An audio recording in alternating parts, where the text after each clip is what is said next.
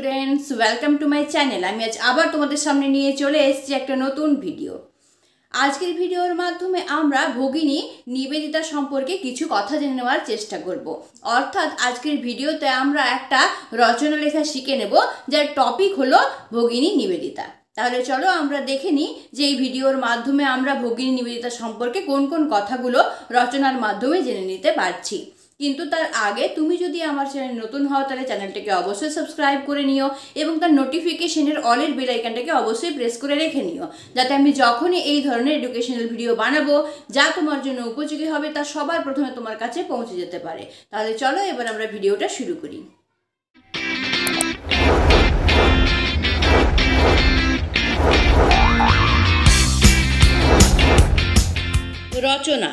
রচনা লেখার সঠিক পদ্ধতি কী বা কোন ফরম্যাট ফলো করে রচনা লিখলে তা সঠিক হবে সেই সম্পর্কে একটা ভিডিও আমি আমার চ্যানেলে অলরেডি আপলোড করে রেখে দিয়েছি। তোমরা এই ভিডিওটা দেখার আগে যদি সেই ভিডিওটা একবার দেখে নিতে পারো তাহলে তোমাদের কনসেপ্টটা পুরোপুরি ক্লিয়ার হয়ে যাবে যে কোন পদ্ধতিতে বা কোন ফরম্যাট ফলো করে রচনা লিখলে তা সঠিক হয় এবং যার ফলে তোমরা এক্সামে ভালোভাবে রচনা লিখতে পারবে এবং ভালো মার্কস পেতে পারবে। তাই আমি তোমাদেরকে অনুরোধ করব যে এই ভিডিওটা দেখার আগে তোমরা সেই ভিডিওটা একবার দেখে নিও। তাহলে চলো আমরা আজকে দেখে নিই যে আজকের টপিকের ওপর রচনাটা আমরা কিভাবে লিখতে পারছি। আমাদের আজকের রচনার টপিক হলো ভগিনী নিবেদিতা। রচনা লেখার নিয়ম অনুযায়ী সবার প্রথমে আমরা এখানে ভূমিকা দিয়ে রচনাটা শুরু করব। তোমরা চাইলে ভূমিকার জায়গায় সূচনা লিখেও শুরু করতে পারো। ভূমিকা। ভারতবর্ষের সভ্যতা, সংস্কৃতি, ঐতিহ্যের আকর্ষণে প্রাচীনকাল থেকে বহু মানুষ এদেশে এসেছেন। এছাড়া কেউ এসেছেন রাজ্য জয় করতে, কেউ বা ধনসম্পদের লোভে। বিদেশিনী ভগিনী নিবেদিতা এসেছিলেন ভারতবর্ষের মানুষের সেবা ও কল্যাণ ব্রতে নিজেকে উৎসর্গ করতে। বিবেকানন্দের শিষ্যত্ব গ্রহণ করে তিনি এই দেশে সমস্ত রকমের কল্যাণ কর্মে নিজেকে নিযুক্ত করেছিলেন।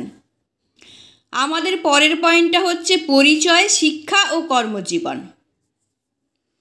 1867 সালের 28শে অক্টোবর আয়ারল্যান্ডের নোবেল পরিবারে তার জন্ম হয়।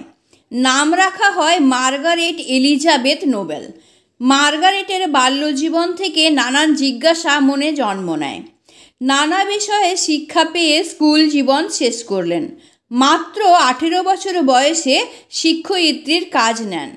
তার মনের মধ্যে ছিল ধর্ম নিয়ে নানান জিজ্ঞাসা। এরপর 1895 সালে স্বামীজির সঙ্গে তার পরিচয় হয়। প্রথম দর্শনে তিনি এতটাই প্রভাবিত হন যে সিদ্ধান্ত নিয়ে ফেলেন ভারতবর্ষই আমার কর্মস্থল ও যথার্থ বাসভূমি। পরের পয়েন্টটা হলো ভারতবর্ষ ও সেবা ধর্ম। 1898 সালের 28শে জানুয়ারি ভগিনী নিবেদিতা ভারতবর্ষে পদার্পণ করেন। শ্রী শ্রী সারদা মা তাকে কন্যার মতো দেখতেন। স্বামী বিবেকানন্দ তাকে দীক্ষা দিলেন। মার্গারেট এলিজাবেথ নোবেল হলেন ভগিনী নিবেদিতা। এই সময় কলকাতায় প্লেগ মহামারী রূপে দেখা দিল। আর্ত মানুষের সেবায় ঝাঁপিয়ে পড়লেন তিনি। স্বাস্থ্যকর নানান কর্মসূচিও গ্রহণ করলেন। এমন আত্মত্যাগের উজ্জ্বল দৃষ্টান্ত সচরাচর দেখা যায় না।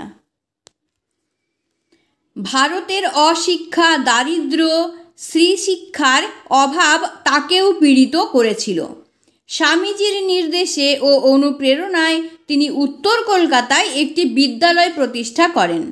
পরে সেটি তার নামেই পরিচিত হয়। সে সময় মেয়েদের লেখাপড়া শেখার আগ্রহ তেমন দেখা যেত না। ভগিনী নিবেদিতা বাড়ি বাড়ি গিয়ে মানুষজনকে বুঝিয়ে ছাত্রী সংগ্রহ করেছিলেন।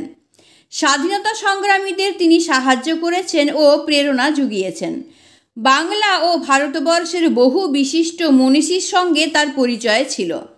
বিজ্ঞানী জগদীশচন্দ্র বসুর আমন্ত্রণে তিনি দার্জিলিং গিয়েছিলেন এবং কঠিন রোগে 1911 সালে মাত্র 44 বছর বয়সে তার মৃত্যু হয়। এবার আমরা চলে আসলাম উপসংহার অংশে।